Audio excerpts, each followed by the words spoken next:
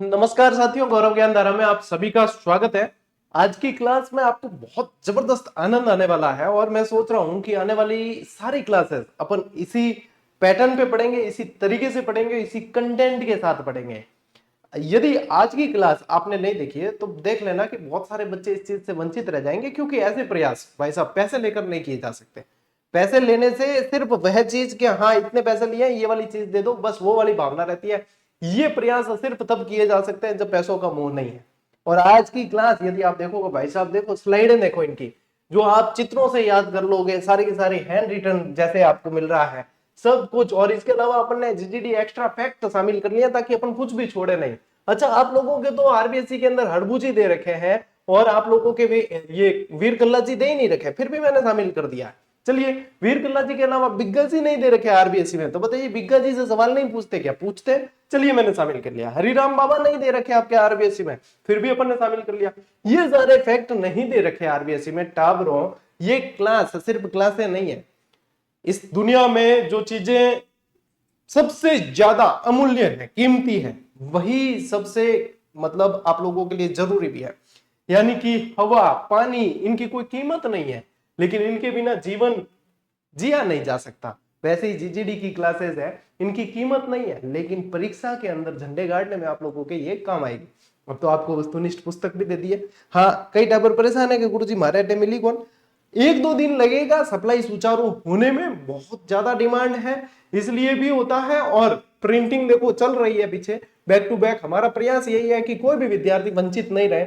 और मैं यही कहूंगा कि ये पुस्तक आप लोगों की टेबल पे होनी चाहिए, क्योंकि जब पढ़ोगे तो कॉन्फिडेंस लेवल बहुत बढ़ेगा। और भाई साहब, जो जो कमजोर नब्ज एग्जामिनर ने पकड़ के रखी है ना, अपन ने उनकी कमजोर नब्ज पकड़ ली है। बस चिंता ही मत करो। और देखो देखो टावरो, एक चीज थे है नहीं, मैं मेरी तरफ हर प्रयास कर करूं। मैं कल 10 फ्री बुक्स रो गिव अवे भी दियो है। भी गिव अवे में क्या है कि 10 किताबें हमें लगा कि भाई देनी चाहिए, तो सभी की भावनाएं बहुत बढ़िया आई और सभी की भावनाएं अच्छी आई, क्योंकि अपन जो है बहुत दिल से जुड़े हुए। अब हमने वह कमेंट जो है हमारी टीम ने चयन किए, वहां पे ये नहीं है कि किसी ने कोई लंबा लेख लिखा है तो चयन किया। हमने देखा है कि वह विद्यार्थी कितने समय से जुड़ा हुआ है जीजीडी से। ऐसे कैंडिडेट्स चुने गए। आप लोगों को भी इसमें कोई दिक्कत नहीं होगी, क्यों ऐसे कैंडिडेट्स चुने गए हैं जिसमें भाई उनके लगभग अपनी हर क्लास पे कमेंट आ रखे हैं। हर क्लास को वो अप्रिशिएट करते हैं, वो शिक्षक को भी अप्रिशिएट करते हैं कि हाँ वास्तव में आप जो नियमित प्रयास कर रहे हो, हमारी भी तो ऊर्जा का स्रोत आप लोग ही है। तो वो अप्रिशिएट करते हैं, उन्हें कॉपी पेस्ट नहीं करते हैं।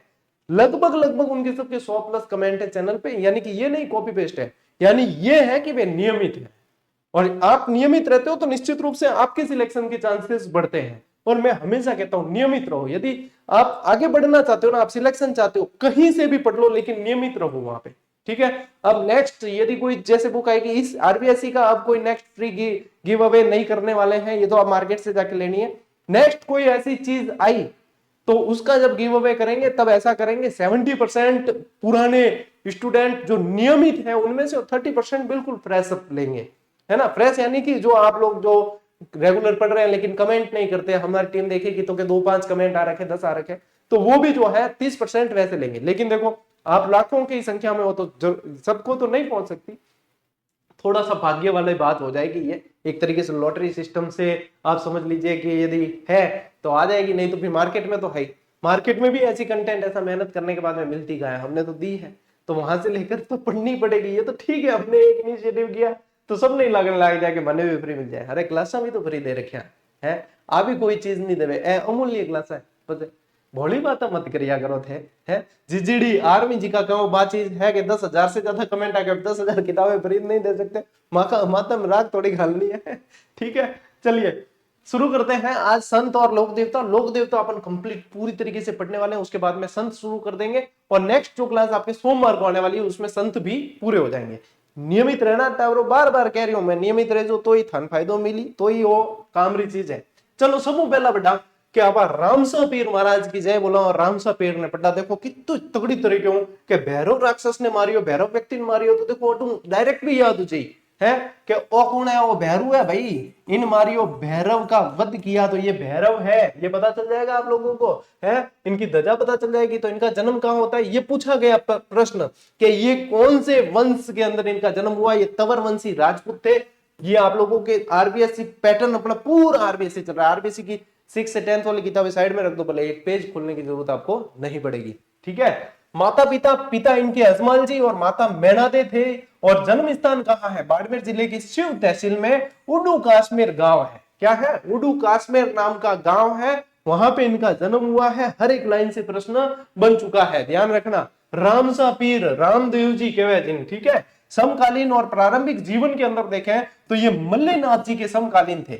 ये किसके समकालीन थे, ये मल्लीनाथ जी के समकालीन थे। और बचपन में इन्होंने पोखरण क्षेत्र मल्लीनाथ जी से प्राप्त किया था। मोस्ट इंपॉर्टेंट लाइन है कि इन्हें जो पोखरण क्षेत्र है वो मल्लीनाथ जी से प्राप्त किया, लेकिन आगे अपन पढ़ेंगे कि पोखरण ये अपने भतीजी को दहेज में दे देते हैं। उसके बाद में ये रुणीचा धाम की स्थापना करते हैं। यही चीज यहां से पूछी जाती है, तो ये ध्यान रखना, पूछ सकता है एग्जामिनर कि इन्होंने पोखरण क्षेत्र मल्लीनाथ जी से प्राप्त किया और भैरव का अंत किया पोखरण के अंदर ही।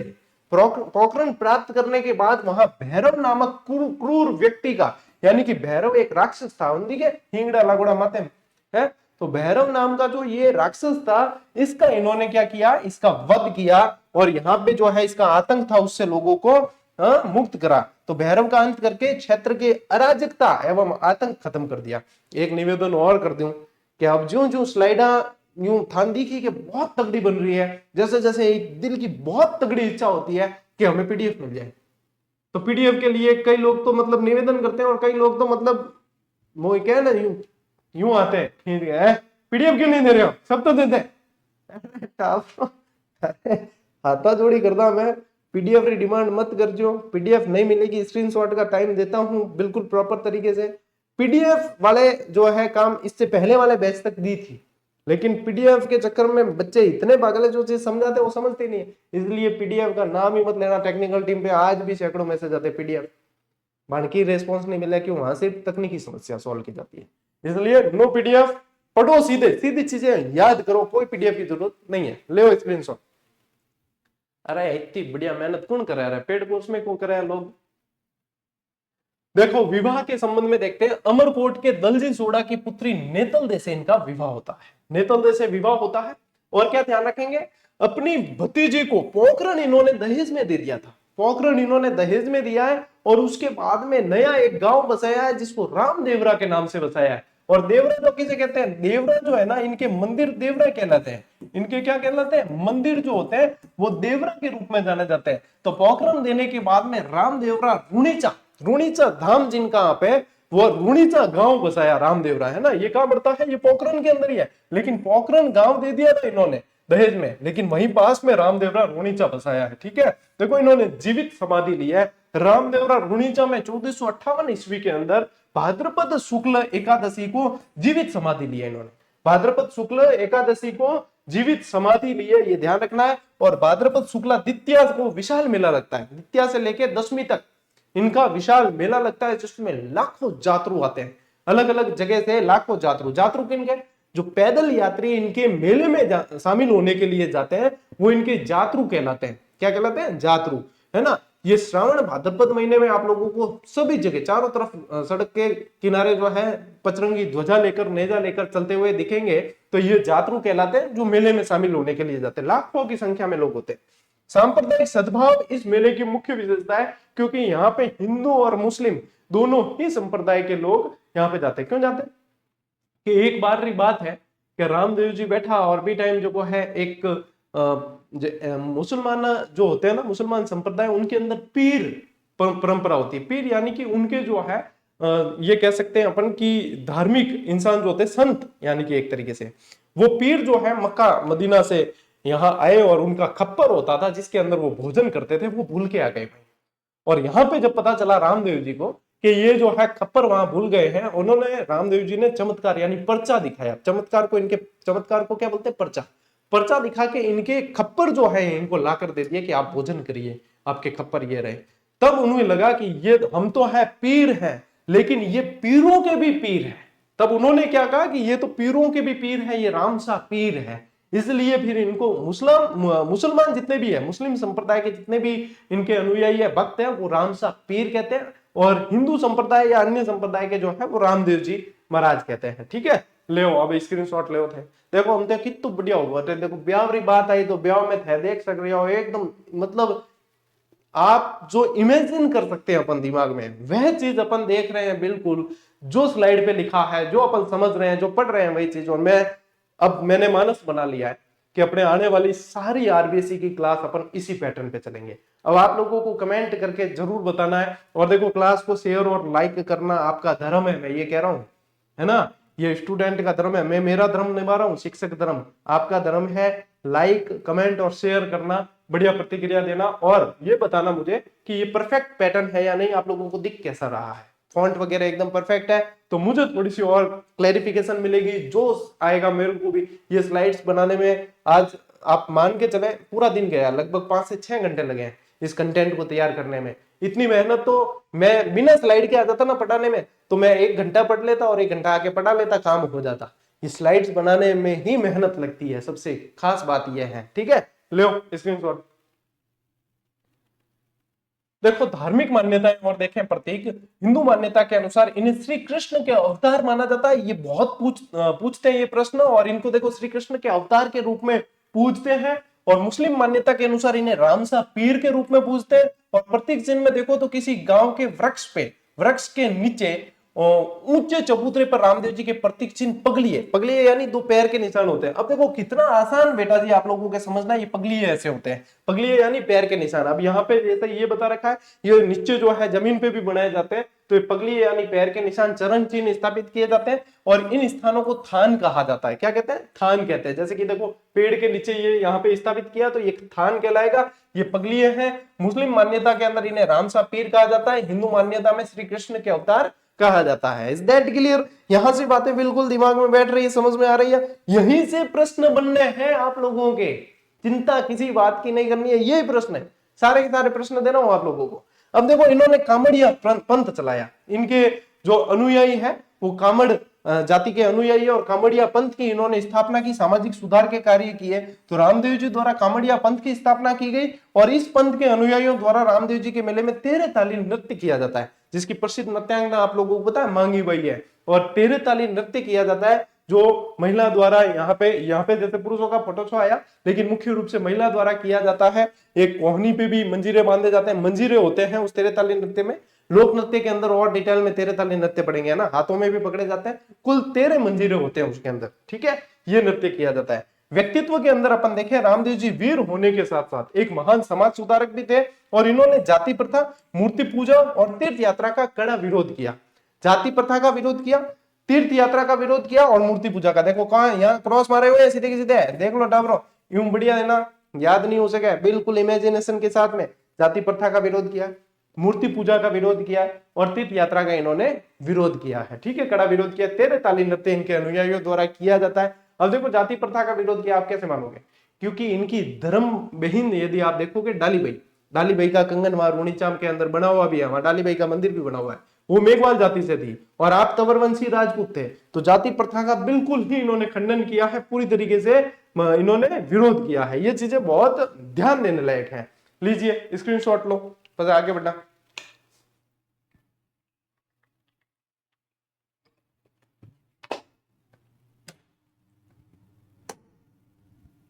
चलो भाई, अब आ जाते हैं अपन जीजीडी एक्स्ट्रा फैक्ट पे। एक्स्ट्रा फैक्ट यहां लिख दिया है, यानी कि थे हो जो नहीं अगर ध्यान तो भी थाने आरबीएससी मूल किताबों में ए फैक्ट मिले कौन कि ए फैक्ट भी क्लास की दृष्टियों तो देखो इंपॉर्टेंट है, ये तो जरूरी है, पूछ सकता है एग्जामिनर और पूछता है, लेकिन आरबीएससी में मिसिंग है भाई साहब। है स्लाइड में भी कई सारी चीजें मिसिंग थी, वो तो दे दी है। अब देखो क्या रामदेव जी के घोड़े का नाम क्या था? नीला घोड़ा, जब इन्हें नीले घोड़े रासवार भी कहे। प्रमुख शिष्य और शिष्या देखेंगे तो हरजी भाटी, लक्की बंजारा, रत्ना रायका और आई माता भी इनकी शिष्या थी, ये ध्यान रखना, बहुत इंपॉर्टेंट चीज है। और इनका प्रमुख ग्रंथ है 24 वाणियां।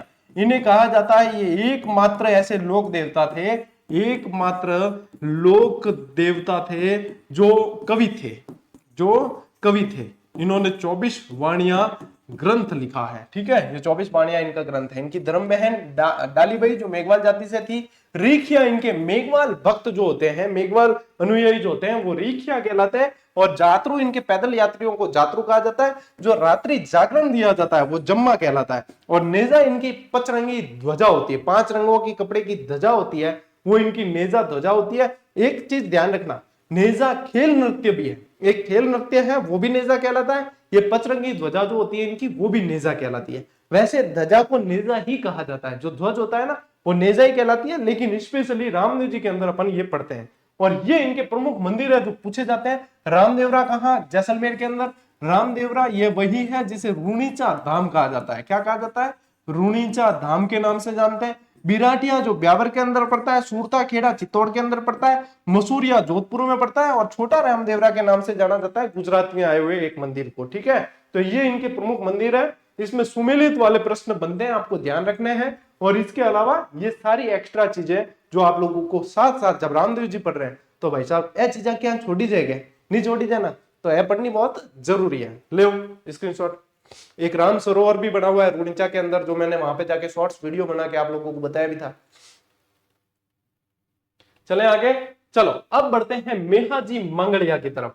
मेहाजी मांगलिया तो पंच पीरों के अंदर शामिल है। कल आप लोगों को बताया था ना, गोपा राम है, इस तरीके से याद रखना है। तो पंच पीर में शामिल है मेहाजी मांगलिया। अब मांगलिया यानी इनकी गोत्र नहीं थी, ये तो पवार क्षत्रिय थे, लेकिन इनकी ननियाल की गोत्र थी ना वो मांगलिया थी। तो वहां से इनकी जो है ये गोत्र वहां से पड़ी। और ये चीज बहुत इंपॉर्टेंट है, ये चीज पूछी भी जाती है, और जब कंसेप्ट वाला प्रश्न बनेगा तब पूछेंगे ये चीज। तो ध्यान रखिए, मेहाजी मांगलिया राजस्थान के पंचपीरों में गिने जाते हैं और रावचुंडा के समकालीन थे। रावचुंडा कौन? जोधपुर के शासक। ठीक है, जोधपुर के शासक थे ये। अब देखो रावचुंडा जी मैथन पढ़ाई उड़ा है, रावचुंडा पढ़ाया, राव जोधा, सारे जोधपुर अपन पूरा पढ़ के आए। तो रावचुंडा के ये समकालीन थे। बहुत इंपॉर्टेंट प्रश्न है भाई साहब, बहुत इंपॉर्टेंट प्रश्न, ऐसे ध्यान रख लेना। सीएम साहब, सीएम साहब में क्या ध्यान रखोगे? सी से तो ध्यान रखना कि राव चुंडा है ना, सी से तो क्या ध्यान रखना? राव चुंडा। और एम से क्या ध्यान रखना है? मेहाजी मंगलिया। क्या ध्यान रखना है? मेहाजी मंगलिया। तो सीएम साहब याद रख लेना, आप लोगों को मेहाजी मंगलिया ध्यान रह जाएंगे कि किसके समकालीन थे। अब देखो इनका जन्म जो है पवार क्षत्रिय राजपूत में हुआ है, पवार क्षत्रिय परिवार के अंदर हुआ है जन्म, लेकिन भाई साहब गोत्र के है मंगलिया। पालन पोषण, इनका पालन पोषण जो है अपने ननियाल मांगलिया गोत्र में हुआ है। तो नामकरण ननियाल के गोत्र के कारण मेहाजी मांगलिया के नाम से प्रसिद्ध हुए। तो ननियाल के गोत्र के कारण ये मेहाजी मांगलिया के नाम से प्रसिद्ध हुए। और देखो लालन पालन हुआ ननियाल के मायके, तो बढ़िया दिखे हैं इन स्लाइड में, है ना, कितनी बढ़िया चीज है। देखो टेक्नोलॉजी का बिल्कुल सही इस्तेमाल करते हुए आप लोगों को पढ़ाया जा रहा है। और क्या है कि समय के साथ यदि नहीं चलते तो समय आपको जो है उड़ा देता है। तो इसलिए समय के साथ चलना बहुत जरूरी है। आने वाले समय में आप प्राइवेट जॉब तो आप भूल जाओ कि बहुत कम लोग, मतलब वास्तव हकीकत बता रहा हूँ, प्राइवेट जॉब नौकरियां बहुत खत्म होने वाली है। प्राइवेट जॉब पहले खत्म होगी, उसके बाद में गवर्नमेंट जॉब भी खत्म होगी। आने वाले समय में गवर्नमेंट जॉब भी खत्म होने वाली है, लेकिन फिर भी अभी जो जितने लग जाएंगे 4-5 साल के अंदर, तो वो गवर्नमेंट में एक तरफ सेफ हो जाएंगे। क्यों? अंदर आ गए, उनके लिए तो विकल्प कुछ ना कुछ देना पड़ेगा। हाँ, आपको टेक्नोलॉजी फ्रेंडली होना पड़ेगा, आपको एआई से संबंधित ज्ञान होना पड़ेगा, उसके अनुरूप काम करना पड़ेगा। लेकिन अंदर घुस गए तो एक तरीके से फिर भी सेफ हो। प्राइवेट नौकरियां देखना आज, मतलब हर दिन हजारों लोग बेरोजगार हो रहे हैं, बेरोजगार, जिनके पास में रोजगार था वो भी बेरोजगार हो रहे हैं। तो इसलिए मेरे जितने भी स्टूडेंट हैं जो मुझे देखते हैं और सुनते हैं, ध्यान रखना, सिर्फ नौकरी के भरोसे मत रह जाना। अपने अंदर एक टैलेंट को पहचानना कि मेरा और कौन सा टैलेंट है, एक स्किल्स मजबूत करना, अपने कौशल एक विकसित करके रखना। कोई भी कौशल हो, कोई भी स्किल हो जिसके ऊपर आप अच्छा कर सकते हो, उसको थोड़ा थोड़ा समय देते रहना। आने वाले समय में वो काम आएगा। भले आप प्राइवेट जॉब में हो, भले गवर्नमेंट में लग जाओगे, लेकिन एक स्किल्स पे काम करते रहना। ये आज मैं आप लोगों को ब्रह्म ज्ञान दे रहा हूं, ये आने वाले समय में आपके काम आएगा। एक कौशल पे काम करते रहना, वो आप लोगों को बहुत हेल्प करने वाला है भविष्य के अंदर। जैसा मैं देख पा रहा हूं भविष्य, भाई साहब, जो एआई मजबूत हो रही है, नहीं भी संकट भी घणो है ना, बहुत खतरनाक चीज होने वाली है आगे। इसलिए अपने कौशल को विकसित करते हुए चलना। लो स्क्रीनशॉट। देखो स्वभाव देखें तो अत्यधिक स्वाभिमानी स्वभाव के थे इसके। इनके जो है स्वाभिमानी स्वभाव के कारण इनके अनेक शत्रु हो गए। क्योंकि स्वाभिमानी स्वभाव का जो व्यक्ति होता है ना, उसके मित्र कम शत्रु ज्यादा होते हैं। तो इनके भी अनेक शत्रु हो गए। अंत में जैसलमेर के राव रणदेव भाटी से ये युद्ध करते हुए वीरगति को प्राप्त हुए। और मोस्ट इंपोर्टेंट सवाल है ये, भाई साहब पूछ सकते हैं आपको, क्या रणदेव भाटी लड़ता हुआ मेहाजी जी को है वीरगति प्राप्त हुआ था। ठीक है, अब देखो ये शकुन शास्त्री के रूप में जाने गए, ये एक अच्छे शकुन शास्त्री थे। शकुन यानी कि यूं देख सकते थे कि इनको पता चल जाता था क्या शकुन होने वाला है, मतलब क्या चीजें होने वाली है एक तरीके से, है ना, यानी ज्योतिष की अच्छी विद्या थी इनके पास। लोगों की सेवा सहायता करने एवं उन्हें संरक्षण देने के कारण वे लोक देवता के रूप में पूजे जाने लगे, क्योंकि देखो ये लोगों का भला करते थे। तो लोग क्या है, लोग कहते हैं कि देवता आदमी है, कि ये तो यानी कि यार पर हित के लिए जी रहा है ये आदमी, ये तो आदमी देवता आदमी है, तो उसकी पूजा करने लग जाते हैं जब उस व्यक्ति की, तो वो लोक देवता हो जाते हैं, यानी लोगों द्वारा पूजे जाने वाले, लोगों द्वारा पूजे जाने वाले लोक देवता कहलाते हैं। अब देखो मंदिर और मेले देखें तो इनका मुख्य मंदिर बापणी के अंदर पड़ता है, बापणी फलोदी। ठीक है, और यहाँ भाद्रपद कृष्ण अष्टमी को मेला पड़ता है। अच्छा बताओ, कमेंट करो, बताइयो कि भाद्रपद कृष्ण अष्टमी ने क्यों त्योहार है, सबने ध्यान है। ठीक है, तो त्योहार में पढ़ा, लेकिन तो भी जो है थे बता सको कि हाँ वो त्योहार आवे, है ना। तो ये जो है बताना, और बापणी फलोदी के अंदर पड़ता है, ये ध्यान रखना। और ये अपने मंदिर और इनके मेले का दिन ध्यान रखना है, लो स्क्रीनशॉट। चलो देखो अब कुछ एक्स्ट्रा कि इनके पिताजी का नाम गोपाल राज सांखला, घोड़ा इनका किरण काबरा, और वीर मेहा प्रकाश एक ग्रंथ है जिसकी रचना जसदान बिठू ने की है। किसने की है? जसदान बिठू। घोड़े का नाम ध्यान रखना, किरण काबरा इनके घोड़े का नाम है, मोस्ट इंपॉर्टेंट चीज है। ठीक है, ले लियो स्क्रीनशॉट, तो बड़ा आ गया। ओके चलिए हड़बू जी, अब क्या पढ़ते हैं, हड़बू जी। देखिए पिता बुंडेल नागौर के महाराज सांखला के पुत्र थे ये। ठीक है, बुंडेल नागौर के महाराज सांखला के पुत्र थे, ये ध्यान रखना, यहाँ पे ये नाम शायद गलत आया। ठीक है, फिर देखो समकालीन राव जोधा के समकालीन थे, राव जोधा के समकालीन थे हड़बू जी, और जोधा को इन्होंने जो है कटार भेंट की थी, ये भी ध्यान रखना, आशीर्वाद दिया था कि जोधपुर की स्थापना करने के लिए। तो राव जोधा के ये समकालीन रहे हैं। स्थान और देखें आदि, तो देखो स्थान का त्याग, पिता की मृत्यु के पश्चात बुंडेल छोड़कर हरबम जाल चले गए थे। ये कहां चले गए थे? हरबम जाल, हरबम जाल ये चले गए थे और वहां पे आके रहने लगे। और प्रेरणा देखिए, रामदेव जी से प्रेरणा लेके इन्होंने अस्त्र शस्त्र त्याग दिए थे, अस्त्र शस्त्र त्याग दिए थे। रामदेव जी से प्रेरणा लेकर अस्त्र शस्त्र का त्याग कर लिया था। रामदेव जी इनके मौसेरे भाई थे, ये ध्यान रखना। और दीक्षा देखो, रामदेव जी के गुरु भाई बालीनाथ जी से इन्होंने दीक्षा ली थी, रामदेव जी के गुरु भाई बालीनाथ जी से इन्होंने दीक्षा ली थी, ये भी अपने को ध्यान रखना है। ये किनके बारे में? हड़बू जी के बारे में। अब देखो हड़बू जी ऐसे भी लिखा मिलेगा, कई जगह हड़बू जी ऐसे भी लिखा मिलेगा। ठीक है, तो कंफ्यूज मत होना, ये एक ही है। ठीक है ना, एक ही बात है। लो स्क्रीनशॉट, हरबम जाल कर देना। ओके, अब देखिए राव जोधा और इन्होंने कैसे सहायता की।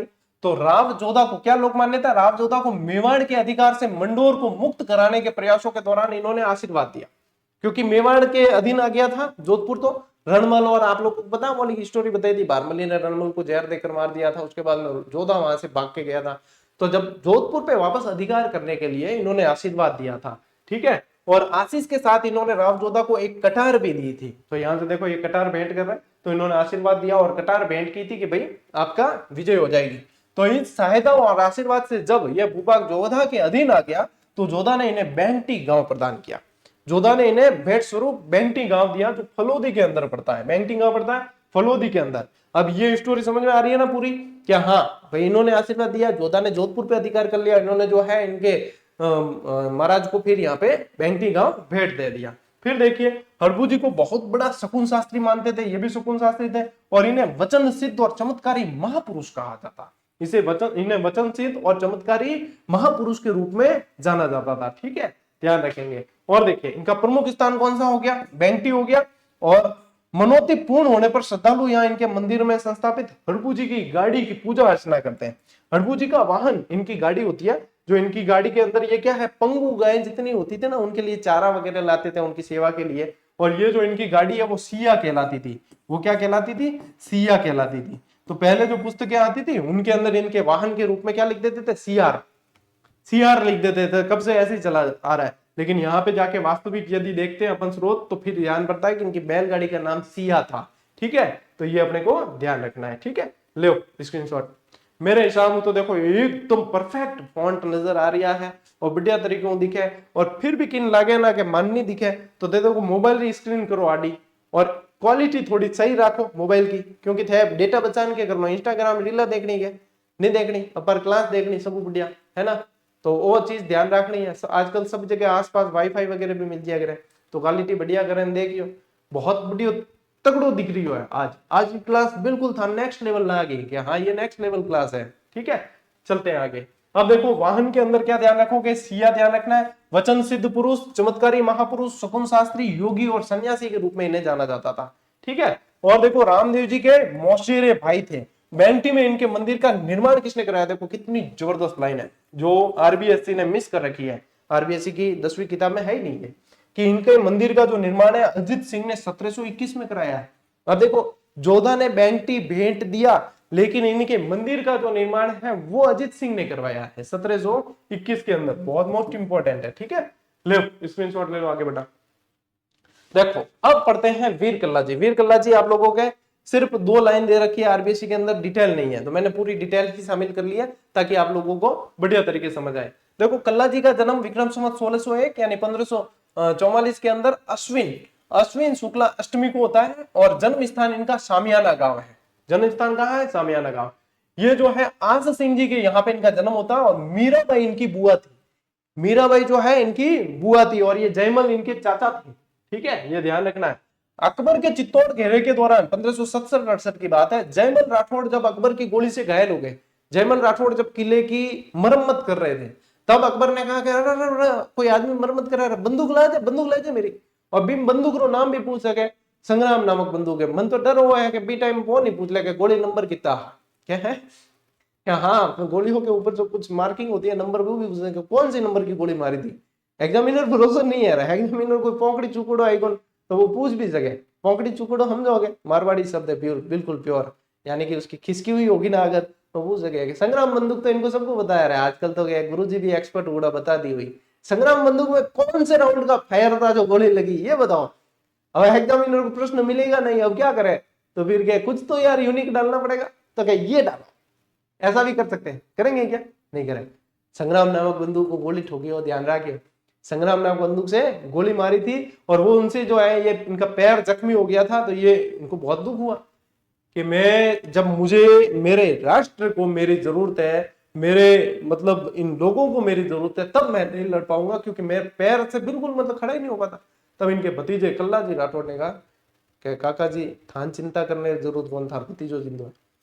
इनको बिठाया ऊपर कंधे पे, और क्या आप हाथ तो आपके बिल्कुल सही सलामत है, आप हाथों से लड़ लोगे, तो क्या हाँ, दोनों हाथों में तलवार इन्होंने पकड़ी, और ऊपर काका बैठे थे इन्होंने, भतीजे ने भी बस बढ़िया तरीके से। और बलशाली तो उस समय बहुत होते थे लोग, और भाई साहब जो मारने लगे हैं इनके मुगलों को, तो कई बार ये डाउट हो गया था कि अरे यार बल्लाल देव वाली मशीन उतार दी क्या, वो कटर कि ये क्या मामला हो रहा है। तो कोई सैनिक के नहीं वो कटर वो मशीन वहां वाली नहीं है, ऐ तो मतलब कोई यूं लगे कि कोई इंसान ही है, लेकिन इंसान तो क्या इतना ऊंचा हो ही नहीं सकता, और इंसान कैसे होगा, ये तो 2 सिर नजर आ रहे हैं और 4 हाथ नजर आ रहे हैं, तो क्या इंसान तो नहीं है। पर ध्यान पड़ी हो गया बाद में ए मतलब ए मुगल जो सैनिक आनी बे कह दिया नहीं नहीं नहीं नहीं, ऐसा सुना था कि राजस्थान में तो के भाई देवता वगैरह को बहुत मानते, तो इन्होंने तो क्या देवता को ही उतार दिया, इनके सामने तो कोई टिक ही नहीं पा रहा, तो इसलिए इनको कहते हैं 4 सिर और 2 हाथ वाले देवता के रूप में जाना गया है। ठीक है, ये ध्यान रखना, ये स्टोरी थी।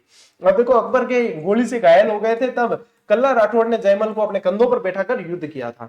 2 हाथों से जयमल द्वारा और 2 हाथों से कल्ला जी द्वारा तलवार चलाए जाने के कारण माना जाता है कि कल्ला जी चतुर्भुज रूप में प्रकट हुए, कि चतुर्भुज लोक देवता रूप में। देखो कैसा 3D एनिमेशन के साथ में आपको परफेक्ट नजर आ रहा है, मजा आ गया भाई साहब। ऐसा मैं सुनना चाहता हूं, कमेंट में पढ़ना चाहता हूं, क्योंकि ये देख लो ये नेक्स्ट लेवल है पूरा का पूरा, है ना। फिर देखो इनकी पूजा प्राय नाग के रूप में की जाती है, क्योंकि ये मान्यता है कि ये शेष नाग के अवतार थे। मोस्ट इंपोर्टेंट भाई साहब, काल थान लक्ष्मण जी का अवतार बताया बाबू जी, आज शेष नाग जी का अवतार देख लो, इनमें याद हो जाएगा शेष नाग के अवतार के रूप में इन्हें जाना जाता था। ले स्क्रीनशॉट, आगे बढ़ा।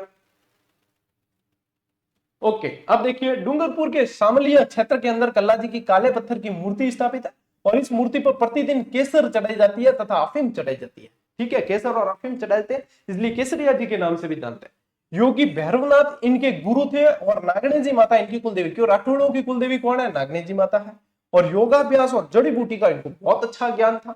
लोक मान्यता है कि सर कटने के बाद कल्ला जी कबंध यानी कि सरविहीन धड़ जो है मुगलों से लड़ता हुआ रूनेला गांव की तरफ आगे बढ़ रहा था और वहां पहुंच गए और कल्ला जी की मृत्यु वहीं पे हुई, इसलिए इनकी प्रधान पीठ भी रूनेला को मानी जाती है। ठीक है, रूनेला को मानी जाती है। शामलिया डूंगरपुर के अंदर इनकी काले पत्थर की मूर्ति है, ये ध्यान रखनी है अपने को। इतने मतलब बलशाली और जबरदस्त व्यक्तित्व इनका था। देखो सिर कटने के बाद भी ये कई समय तक लड़ते रहे थे। लो स्क्रीनशॉट।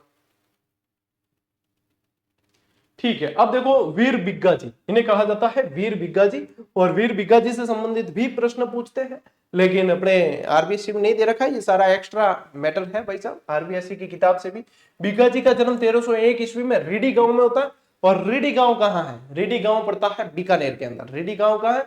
बीकानेर में। और ये एक जाट परिवार में इनका जन्म हुआ था। राव मोहन इनके जो है पिता का नाम था और सुल्तानी इनकी माता का नाम था। ठीक है, बिग्गा जी का जन्म विक्रम संवत 1393 के अंदर मानते हैं। और नहीं, जन्म तो 1301 के अंदर है और विक्रम संवत 1393 में गौर अक्षात मुस्लिम लुटेरों से युद्ध लड़ते हुए वीरगति को प्राप्त हुए थे। जन्म तो कब हो रहा है इनका? 1301 ईस्वी के अंदर है। 1393 विक्रम संवत के अंदर तो गायों की रक्षा के लिए ये युद्ध लड़ते हुए, याद रह जाएगा ना। ये देखो गायों की रक्षा, गायों को बचा के लेके आए, पीछे जो है मुसलमान लुटेरे यहां से आ रहे हैं, तो इनसे जो है युद्ध लड़ते हुए ये वीरगति को प्राप्त हुए। जाखड़ जाट समाज बिग्गा जी को अपना कुल देवता मानते हैं। और ये मोस्ट इंपोर्टेंट कर देना, ये मोस्ट इंपोर्टेंट कर देना, यहां से प्रश्न बहुत बनने की संभावना है। बीकानेर जिले के श्री डूंगरपुर तहसील में बिग्गा नामक गांव, जो वही रीडी गांव जो है, वहां बिग्गा जी की स्मृति में मेला भी आयोजित होता है रीडी गांव के अंदर। रीडी गांव बीकानेर। ठीक है, बिग्गा जी के माए ए ध्यान रखना थान चीजा आदि तो है ना क्लास थाने हम चित्रों याद हो जाए। चित्रात्मक इतनी जबरदस्त है कि आदि तो आपको चित्रों से ही याद हो जाएगी। वो बताओ और टाबरो क्या चाहिए? यूं कहते हैं ना कि अंधा क्या मांगे? दो आंखें। टाबर का मांगे बढ़िया कंटेंट और सही तरीके में दिमाग में बैठा है कंटेंट, बस। फिर पढ़ते हैं अपन हरिराम बाबा, जिन्हें हीरामल बाबा के नाम से भी जानते हैं। हरिराम बाबा का जन्म विक्रम संवत 1659 में हुआ है। और हरिराम बाबा के पिता का नाम राम नारायण, माता का नाम चंदनी देवी और गुरु का नाम भूरा था। यदि देखें अपन हरिराम बाबा का मंदिर कहाँ है? सुजानगढ़ से नागौर मार्ग पर जोड़ना गांव में पड़ता है। कहां पे? जोड़ना गांव के अंदर इनका मंदिर है हरिराम बाबा का। मंदिर के गर्भगृह की विशेषता यह है कि इसमें बाबा की मूर्ति नहीं है, बल्कि सांप की बांबी और बाबा के प्रतीक के रूप में चरण कमल होते हैं। ठीक है, सांप की बांबी, देखो कितना बढ़िया तरीके को याद हो जाए। सांप की बांबी और चरण कमल के रूप में इनकी पूजा की जाती है। मंदिर के अंदर मूर्ति नहीं है टावरों। ये तरीके याद रखनी, हम चीजें जो है इफेक्टिव तरीके याद रखनी। डायरेक्ट बट बैठ होना एग्जाम में यदि प्रश्न आएगा तो मेरी आवाज तो सुनाई देगी, साथ में चित्र भी दिखेगा क्या? हाँ, सर ने बताया सांप की बाबी, सांप निकला हुआ था चित्र में से, है ना? तो फिर याद। चलिए, चैत्र शुक्ल चतुर्थी और भाद्रपद शुक्ल चतुर्थी को इनका मेला लगता है, ये भी ध्यान रखना। कहां पे? जोड़ा गांव के अंदर। ठीक है, कहां पे? जोड़ा गांव के अंदर। ठीक है, ले स्क्रीनशॉट। चले आगे बढ़े। चलिए अब देखो, अब आगे भाई साहब अपने पूरी तरीके से एक्स्ट्रा फैक्ट जो आप लोगों को कंप्लीट जानकारी देगा कि प्रकृति प्रेमी लोक देवता तल्लीनाथ जी का वास्तविक नाम क्या है? गांगदेव राठौड़ के नाम से जाना जाते हैं। तल्लीनाथ जी के गुरु कौन हुए हैं? जालंधर नाथ जी हुए हैं। तल्लीनाथ जी का प्रमुख मंदिर कहां है? पंचमुखी पहाड़ी पांचोटा। कहां पे? पांचोटा गांव के अंदर, जो जालोर में पड़ता है। ठीक है, राजस्थान के लोक देवता जिन्हें हिमाचल में बालकनाथ के रूप में पूजा जाता है, ये रूपनाथ जी है, जो झड्डा जी के नाम से भी जाने गए। रूपनाथ झड्डा जी। रूपनाथ जी के पिता कौन थे? बाबू जी के बड़े भाई हैं बुड्ढो जी, बुड्ढन जी भी कहते हैं जिनको, वो इनके पिता थे। अब देखो, गोगा जी के पुत्र जिनके थान पर सफेद ध्वजा फहराते हैं, उन्हें केसरिया कंवर के नाम से जानते हैं। क्या कहते हैं? केसरिया कंवर के नाम से जानते हैं। वीर फत्ता जी का जन्म कहां हुआ? वीर फत्ता जी का जन्म हुआ कहां पे? शाथू गांव जालोर के अंदर। गौरक्षात मुस्लिम लुटेरों से लड़ते हुए शहीद होने वाले पन्नाज जी का संबंध कहां से था? नया गांव जैसलमेर। पन्नाज जी जैसलमेर से संबंधित है, बिग्गा जी बीकानेर से संबंधित है, यह ध्यान रखना। ये लाइन से कंफ्यूज मत हो जाना कि गौरक्षात मुस्लिम लुटेरों से लड़ते हुए। पन्नाज जी जैसलमेर से। वे लोक देवता जिनकी मूर्ति की पूजा न करके सांप की बांबी और चरण कमल की पूजा की जाती है, अब भी जस्ट अपन चित्र देख के पढ़ के आए हरिराम बाबा की। हरिराम बाबा का मूल स्थान कौन सा है? जोड़ा नागौर। ठीक है, एक जूंजार जी का जन्म कहां हुआ? यह भी प्रश्न बनता है। इमलोहा सीकर के अंदर। और 1857 की क्रांति के समय धनवान सेठों को लूटकर गरीबों की मदद करने के कारण लोक देवता के रूप में पूजे गए डूंग जी और जवार जी, इन्हें रॉबिन हुड के रूप में जाना गया। रॉबिन हुड छवि थी इनकी। रॉबिन हुड छवि क्या होती है? अमीरों को लूट कर गरीबों में दान देना। आलम जी का धोरा कहां पे है? गुड़ामालानी बाड़मेर के अंदर है ना। आलम जी का मुख्य मंदिर वही है। आलम जी का मूल नाम क्या था? जैत मलोत राठौड़ आलम जी का मूल नाम था। और वे लोक देवता जिनके प्रसाद में बूरा, बूरा समझते हो, शक्कर का बूरा जो होता है वो बूरा चढ़ाया जाता है, और ऐसा मानते हैं कि इनकी पूजा से चर्म रोग निवारण हो जाता है, वो बाबू महाराज है धौलपुर के अंदर। 12 भाइयों का मेला भी पड़ता है यहाँ पे। बाबू महाराज का मेला, 12 भाइयों का मेला धौलपुर के अंदर पड़ता है, ये ध्यान रखना है। अब जाके भाई साहब आपके लोक देवता कंप्लीट हुए। वैसे भी अपन ने 2 क्लास में ही कर लिए लोक देवता, ज्यादा समय लिया नहीं है। ले स्क्रीनशॉट लो।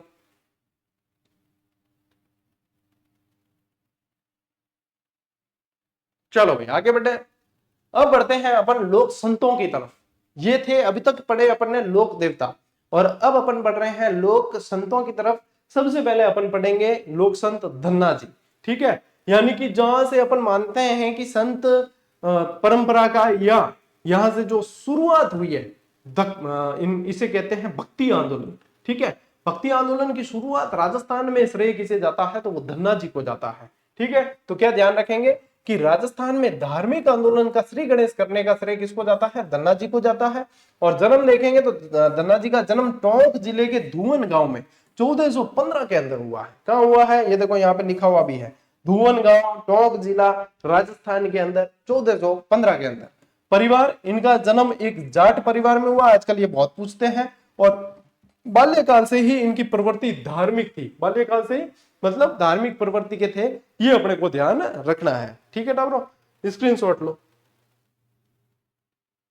अरे मेरी टाइम तो कोई एडे पढ़ाने वाला मतलब मास्टर मिले को नहीं। मैं आज भी माने मतलब दुआ देता कि हाँ मास्टर साहब बहुत प्रयास करियो थे। अब थान तो यही तरीके पढ़ा रही आप, थान तो कहाँ खाली 8 बजे तो क्लास देख लिया करो बस, ताकि नियमित रहने की आदत पड़ जाए। नहीं तो आदत बिगड़ी उड़ी है। 8 बजे क्लास देखो, कौन थान लागे कि मैं तो कल देखूं, काम है। स्त्रियों को, बहनों को ये लगता है कि हमारे तो बच्चे हैं, परिवार है। पुरुषों को क्या, हमारे ऊपर और भी जिम्मेदारियां, दूसरी भी चीजें पढ़नी है। यही चीजों में वो आप माहौल छोड़ देते हो, वो सीखना छोड़ देते हो, वो नियमितता चली जाती है, कोई मतलब नहीं है। जो नियमित रहते हैं ना बच्चे, बहुत ज्यादा उनके चांसेस है सफल होने के, चाहे आप मानो या मत मानो। क्योंकि इससे क्या होते हैं, उनके रूटीन बनता है, उनकी सीटिंग पावर बढ़ती है, बहुत सारे फायदे होते हैं। हर एक सफल व्यक्ति से पूछ लेना कि वो नियमित कितना रहा है अपने पढ़ाई के प्रति। सबसे मूल बात है कि सबसे पहले नियमित रहना सीखो, अनुशासित रहो।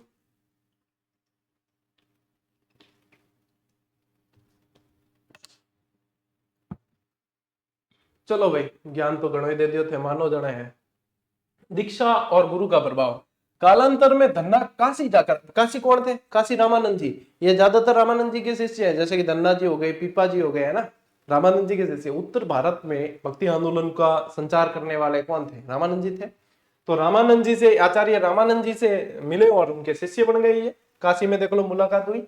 और गुरु रामानंद के प्रभाव से निर्गुण उपासक हो गए, ठीक है। निर्गुण और सगुण, सगुण जो होते हैं मूर्ति पूजा वगैरह इनको मानते, निर्गुण उपासक मूर्ति पूजा वगैरह को नहीं मानते हैं, ठीक है, ये ध्यान रखना है। तो देखो, गुरु का आदेश, अब गुरु रामानंद ने इन्हें घर पर रहकर ही भक्ति करने का आदेश दिया। ये गए वहां, इनको दीक्षित कर दिया, और फिर इनको लगा कि मैं तो यहीं पे रह के जो है भक्ति पूजा करूंगा। तो इन्होंने, रामानंद जी ने मना किया, नहीं, आप घर पे जाएं, गृहस्थ जीवन के अंदर ही घर पे रह के ही आप लोगों को भक्ति करनी है। और ये सबसे बड़ा जो है धर्म है, सबसे बड़ा कि परिवार की जिम्मेदारी लेकर और फिर इसको आगे बढ़ाना है। तो इन्होंने फिर अपने पैतृक व्यवसाय कृषि में रत रहते हुए आत्म शुद्धि का प्रयास किया। देखो यहाँ पे देखोगे कि कृषि में रत रहते हुए कृषि भी कर रहे हैं साथ में, और साथ में जो है इन्होंने फिर भक्ति भी की है। ये बहुत इंपॉर्टेंट लाइन है और बहुत इंपॉर्टेंट चीजें समझनी है। गुरु भक्ति और विचार देखिए, निष्ठा देखिए, धन्ना गुरु भक्ति में बड़ी निष्ठा रखते थे और गुरु यानी कि गुरु को बहुत मानते थे। इनका मत था कि गुरु भक्ति से ही परम पद की प्राप्ति हो सकती है। सुन लो रे, क्या कहा है धन्ना जी ने? गुरु भक्ति सबसे बड़ी है, ठीक है, गुरु भक्ति से ही परम पद की प्राप्ति होगी। आप लोगों के लिए परम पद थे तो मैं जगह मैं थर्ड ग्रेड टीचर की तैयारी करूं, मेरे लिए थर्ड ग्रेड टीचर प्राप्त हो जाए तो बहुत है। कोई फर्स्ट ग्रेड करे तो क्या फर्स्ट ग्रेड बन जाए, तो कोई आरएस करे आरएस बन जाए। तो कुल मिला के गुरु भक्ति यानी कि गुरु के प्रति श्रद्धा रखनी बहुत जरूरी है। समझदार को इशारा काफी है, ठीक है। चलिए, ईश्वर प्राप्ति देखो, इन्होंने नाम स्मरण को ईश्वर प्राप्ति का प्रमुख साधन माना है, और इन्होंने औपचारिकताओं और बाह्य आडंबरों का कड़ा विरोध किया है कि फॉर्मेलिटीज नहीं करनी है अपने को, औपचारिकता नहीं करनी है कि अपन पढ़ाई कर रहे हैं तो अपन स्टेटस लगाएंगे कि आज मैं 8 घंटे पढ़ूंगा तो ही पढ़ाई होगी, नहीं होगी। वो सिर्फ दिखाते हैं अपन कि हम पढ़ रहे हैं, और पढ़ने वाले के पास में इतना टाइम ही नहीं होता कि वो स्टेटस पे लगा के ये जाहिर भी करें कि हम पढ़ रहे हैं। तो औपचारिकताओं से, बाह्य आडंबरों से दूर हो जाओ, आपको भी सफलता मिल जाएगी। भक्ति आंदोलन के अंदर बहुत ज्ञान है, बहुत सीखने वाली चीजें हैं, बहुत ग्रहण करने वाली चीजें हैं। सिर्फ रटन विद्या पे मत बढ़ना कि हाँ रट्टा मारा और बढ़ो भाई आगे, बात चीज काम नहीं आवेला, काम आवेला थारे के ए चीजा काम आई टाबरो, समझ रहे होते। चलिए आगे बढ़ते हैं, पहले स्क्रीनशॉट लो। देखो अब पीपा जी के बारे में ध्यान रखना कि खींची राजपूत शासक थे।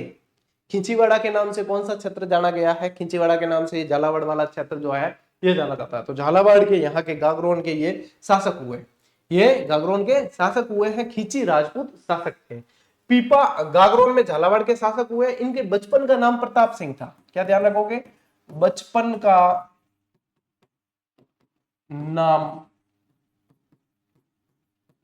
प्रताप सिंह। कभी भी एक चीज और ध्यान रखना बच्चों कि जब आप पढ़ाई करते हो, जब आप आगे बढ़ रहे होते हो और लोगों को लगेगा कि आप कुछ बन जाओगे, सफल हो जाओगे, तो वह आपकी उस चीज पर व्यंग्य और कटाक्ष कर सकते हैं जो आपकी ताकत है। तो उस चीज को जो उनके व्यंग्यता ने उनको भी ताकत ही बनाना है। मैंने जब से पढ़ाना शुरू किया मेरा पैटर्न यही रहा है। आज अपन 1 मिलियन से भी मतलब सारे प्लेटफॉर्म मिलाएंगे तो तकरीबन 1.5-2 मिलियन का परिवार है अपन। लेकिन जब से जो जिसके समझ में नहीं आता गौरव सिंह आडेरा, वो ये कहते कि तो स्लाइड से पढ़ाते हैं, इनसे क्या। अब उन्हें समझ में आया नहीं तब तक तो जो है हजारों बच्चे अपने से यहाँ से पढ़कर सिलेक्शन ले लिए और बढ़िया तरीके से शांति से नौकरी कर रहे हैं। तो जो वो कहते थे तो मैं जैसे कि इतना ध्यान देता ही नहीं। अब मैं बिल्कुल कहते हैं कि हाँ स्लाइड से पढ़ाते हैं, बिल्कुल सबके अपने अपने पैटर्न है। डिजिटल बोर्ड लेके भी मैं परंपरागत तरीके से ही लिख रहा हूँ तो मैं ब्लैक बोर्ड ही ले लेता, फिर चौक से लिखता वही चीज। लेकिन समय के अनुसार चलते हैं, समय बचाना जरूरी ताकि बच्चे रिवीजन करें, उनको सही तरीके से समझाना जरूरी है, चीजें याद करनी जरूरी है। और हाँ भैया स्लाइड पढ़ावा और एडी स्लाइड पढ़ावा ले आओ। और हमने अपग्रेड कर दिया उस चीजों को। जब स्लाइड से ही पढ़ाना है तो और अपग्रेड करके पढ़ाना है। अरे भाई साहब यहाँ तो जो भी जुड़ता है वो दिल से जुड़ता है, और मौज और राज करने की हम आशीर्वाद देते भी हैं यहाँ से, और वो उसी भावना से हम पढ़ाते हैं तो वो मौज और राज करते हैं।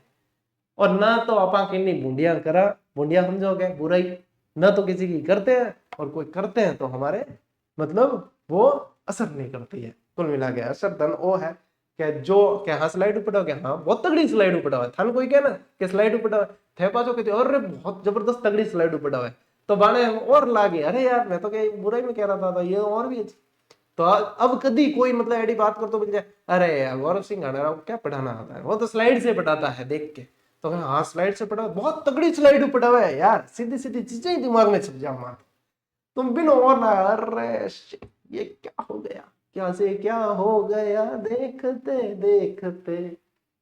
देखो जन्म वर्ष इनका जन्म 1425 में हुआ ये माना जाता है। और देखिए ये कालोपरांत जो है यानी समय बीतने पर पीपा काशी जाकर रामानंद के शिष्य बन गए। ये भी चले गए काशी और रामानंद जी से इन्होंने भी शिक्षा ली। और फिर बाद में जो है ये अपनी पत्नी सहित जो है धार्मिक भावना इनके अंदर, फिर पत्नी सहित जो है धर्म की ओर आगे बढ़े। देखो धन्ना के समान ही इन्हें भी गृहस्थ जीवन में रहते हुए भक्ति का आदेश प्राप्त हुआ। तो ये मतलब आचार्य रामानंद जी ने इन्हें भी कहा कि आप गृहस्थ जीवन के अंदर ही भक्ति भाव जारी रखो, उसी रूप में आप आगे बढ़ना आपको। फिर क्या किया कि जब गागरोन आगमन हुआ रामानंद जी का, तो पीपा के निवेदन पर जब गागरोन इनका आगमन हुआ, रामानंद जी अपने शिष्यों सहित द्वारिका यात्रा पर जाते हुए गागरोन पधारे, तब द्वारिका को सही कर लेना ठीक है, तब जो है पीपा भी राज्य त्याग कर अपनी छोटी रानी सहित उनके संग हो लिए। पहले तो इन्होंने गृहस्थ रहकर पूजा की, लेकिन जब ये गागरोन आए और द्वारिका जा रहे थे तो फिर संत पीपा भी अपनी छोटी रानी सीता के साथ में, क्या नाम था सीता, उनके साथ में इनके साथ द्वारिका चले गए। ये भी तो ये ध्यान रखना, बहुत इंपॉर्टेंट चीज है। ले स्क्रीनशॉट, आगे बढ़े। ओके अब देखिए टोडा यात्रा और सूरसेन को शिष्य बनाना, ये प्रश्न छप गया समझो कि इन्होंने जो है टोडा के सूरसेन को अपना शिष्य बनाया था। ये सूरसेन पूरी धन दौलत लेकर आ गया था अपनी। देखो ये देखो सोने के सिक्के वगैरह पड़े यहाँ पे, ये पूरा खजाना पड़ा है कि नहीं, याद हो जाएगा। हाँ फिर देखो इसके पश्चात घूमते हुए वे टोडा टोंक आए और वहां के शासक सूरसेन को अपनी दौलत संतों में बांट देने पर अपना शिष्य बनाया कि आप जो है ये धन दौलत जो है सब जगह बांट दो, गरीबों के अंदर, संतों के अंदर, साधुओं के अंदर। तो फिर जो है इनको शिष्य बनाया, तो सूरसेन को इन्होंने दीक्षित किया था ठीक है। फिर देखो गागरोन वापसी और प्रमुख स्थल, जब वहां से द्वारिका चले गए फिर आए, तो अनेक स्थानों की यात्रा करते हुए पुनः गागरोन लौट आए और आहू तथा कालीसिंध के पवित्र संगम पर एक गुफा में रहने लगे। आप देखो एक गुफा में यहाँ पे रहने लगे, ये एज इट इज लाइन लिखी हुई है 10वीं किताब में। लेकिन ये बता दूं आपको कि यदि आपको एग्जामिनर वहां पे पूछता है कि इनकी गुफा कहाँ है, तो वो टोडा टोंक के अंदर है। क्या ध्यान रखोगे? टोडा टोंक में। गागरोन में क्या है? गागरोन में इनकी छतरी है ना। गागरोन में इनकी छतरी है और इनका मंदिर समदड़ी के अंदर है। ये ध्यान रखना, ये यहाँ पे लिखा हुआ है इसलिए मैंने यहाँ लिया है, लेकिन मैंने इसको अगली स्लाइड पे आपको बिल्कुल व्यवस्थित वो भी बताया कि आपको क्या ध्यान रखना है। तो ये ध्यान रखें, यहाँ इनका मंदिर, निवास स्थान और गुफा प्रसिद्ध है, ये कहते हैं यहाँ पे। ये ऐसे कैसे आपको 10वीं किताब में लिखा मिलेगा। बाड़मेर, और बाड़मेर वर्तमान बालोतरा, ठीक है। वर्तमान क्या करेंगे? वर्तमान बालोतरा। समदड़ी अब बालोतरा के अंदर आ गया। समदड़ी गांव में पिपाजी का भव्य मंदिर है और यहाँ इनके प्रमुख अनुयायी दर्जी समाज का प्रतिवर्ष चैत्र शुक्ल पूर्णिमा को विशाल समागम आयोजित होता है। ये छीपा समाज के, दर्जी समाज के कुल देवता है, ये ध्यान रखना, पीपाजी, ठीक है, ये ध्यान रखना। समदड़ी के अंदर इनका प्रसिद्ध मंदिर है। अब देखो, अब आप लोगों को ध्यान रखनी है ना चीज है, वो मैं आगे ली है। हाँ, यहाँ पे आ जाएगा आगे, ठीक है। पहले थोड़ा सा और पढ़ लेते हैं, फिर अपन आगे बढ़ते हैं। मैं आप लोगों को गुफा, मंदिर और एकदम बिल्कुल 100% पुष्टि करने के बाद ही लिखवा रहा हूं और एग्जामिनर उसको सही मान चुके हैं। गुफा टोडा टोंक में, छतरी गागरोन के अंदर, मंदिर समदड़ी के अंदर, इसी को आपको याद रखना। देखो, हस्तलिखित ग्रंथ, पीपा से संबंधित विस्तृत साहित्य हस्तलिखित ग्रंथ भंडारों में उपलब्ध है। इनमें पीपा की कथा, पीपा पर्ची, पीपा की वाणी, साखियों और पद आदि आते हैं। यानी ये सब इनकी जो है ग्रंथों के नाम है। देखो, पीपा की कथा, पीपा पर्ची, पीपा वाणी, साखियों और पद, ये सारे इनके लिखे हुए ग्रंथ हैं। और एक हस्तलिखित ग्रंथ और है, 17वीं शताब्दी में एक हस्तलिखित ग्रंथ में पीपा द्वारा रचित एक चितावनी नामक ग्रंथ भी प्राप्त हुआ है। कौन सा? चितावनी, बहुत मोस्ट इंपोर्टेंट है, पूछते हैं। एक तो चितावनी, एक पीपारी पर्ची। क्या ध्यान रखो? चितावनी और पीपारी पर्ची। अब देखो, धार्मिक और सामाजिक विचार, गुरु का निर्देशन, ईश्वर प्राप्ति में गुरु के निर्देशन को पीपा ने आवश्यक बताया। अरे यार, संतोरी यानी कि थे यानी जो ए सब आनी बात मान लो ना, तो आ सब जन हो क्यों है कि भाई गुरु जी को है नहीं, बे गुरु जी की बात थे मान लिया करो, है। हाँ मोक्ष प्राप्ति, भक्ति, नाम स्मरण को ये मोक्ष प्राप्ति का प्रमुख साधन मानते थे। और पीपा जी भी देखो, मूर्ति पूजा का विरोध करते हुए ईश्वर उपासना करने पर जोर देते हैं। इन्होंने भी यहाँ पे मूर्ति पूजा का विरोध किया है। पीपा ऊंच नीच में विश्वास नहीं करते थे और प्राणी मात्र की समानता बताते हैं कि प्राणी मात्र की समानता का समर्थन करते हुए कहते हैं कि ईश्वर की दृष्टि में सभी प्राणी समान है। क्या कहते हैं? ईश्वर की दृष्टि में सभी प्राणी समान है। किसने शिक्षा दी है? ये संत पीपा जी ने। ले स्क्रीनशॉट टाबरों। ओके, आगे बढ़ा। देखो, धन्ना जी द्वारा पद, धन्ना जी की आरती है, धन्ना जी द्वारा रचित जो पद है वो धन्ना जी की आरती के नाम से जाने जाते हैं। और धन्ना जी के कुछ पद गुरु ग्रंथ साहिब में भी देखने को मिलते हैं। मोस्ट इंपॉर्टेंट है। संत पीपा जी के बचपन का नाम अभी आपको मैंने बताया था, प्रताप सिंह। पीपा जी की गुफा टोडा के अंदर, टोडा टोंक, टोडा कहां पड़ता है? टोडा टोंक के अंदर। समदड़ी कहां पड़ता है? समदड़ी बालोतरा में पड़ता है। कहां पे है? बालोतरा के अंदर। पीपा जी का मंदिर कहां है? समदड़ी के अंदर। पीपा जी की छतरी कहां है? गागरोन झालावाड़ के अंदर। कहां पे है? गागरोन झालावाड़ के अंदर इनकी छतरी है। ठीक है टाबरो, ले स्क्रीनशॉट। अब देखो, है आगे जी, तो स्लाइड तो आगे है और, लेकिन मैं सोच रहा हूं कि इस क्लास को यहीं पे आपको 4 स्लाइड और है, तो आगे जो संत वाली एक क्लास और लेनी है अपने को, तो उसमें जो है अपन वो वाली पढ़ लेंगे, है ना, संतों वाले के अंदर। और भाई साहब टाबरो ध्यान दो, एक तरफा माहौल मार्केट का, एक तरफा। जब देखो मेहनत किसी चीज के प्रति बहुत की होती है ना, अपनी लास्ट काफी समय से ऐसी, मतलब ज्यादा पुस्तकें अपने लास्ट काफी समय आप देखोगे, साल 1.5 साल कोई नहीं दी ऐसी, क्योंकि हम मेहनत कर रहे थे। और वो Manjhi, the mountain man Dashrath Manjhi का है ना, लैप फिर आ गए। मैंने क्या सोचा था कि नहीं आएगा, अरे जब तक तोड़ेंगे नहीं तब तक छोड़ेंगे नहीं। बच्चों के लिए मेहनत की है और इतनी जबरदस्त मेहनत की है, जो आप विमोचन का वीडियो देख चुके होंगे, जो आप प्रतिक्रिया बच्चों की देख चुके होंगे। भाई साहब, ये प्रतिक्रियाओं के लिए तो हम मेहनत करते हैं। तो बढ़िया तरीके से पढ़ो और पढ़ने के बाद मुझे फीडबैक देना, पढ़ने के बाद देना। और यदि कोई करेक्शन लायक चीज लगे, कोई मिस टाइपिंग यदि आपके नजर में आ जाए तो उसे मार्क करके बताना, ताकि उसमें और सुधार किया जा सके। ठीक है, ताकि थे देखो थे, एक तो मैं देखा, मैं 4 बार देख चुकिया सारे ही। ठीक है, और मैं देखा तो कितना 4 आंखें देखा, और थे देखो तो हजारों आंखें देखो, तो कई चीज जो है एडी नजर भी आ जाया करे जब रेगुलर पढ़ा गया। हाँ, तो एडे वे कोई वे तो बताई दो, ताकि और भी परिष्कृत हो सके चीज। और पढ़ो तभी तो भाई साहब मेहनत करी है, जिन्हों थे आनंद जरूर लियो। ठीक है, सेकंड ग्रेड वालों के लिए आप लोगों को बताया दिया 7300 दे रखी है ना। ये पूरे नए जो है प्रश्न सब दे रखे हैं इसके अंदर, पढ़ो बढ़िया तरीके से, किताबों से बेहतर कुछ नहीं। ठीक, तो आज की इस क्लास में साथियों इतना ही। अब मिलते हैं अपन अगली क्लास में, अगले सेशन में, अगले वीडियो के अंदर। तब तक के लिए राम राम, जय हिंद।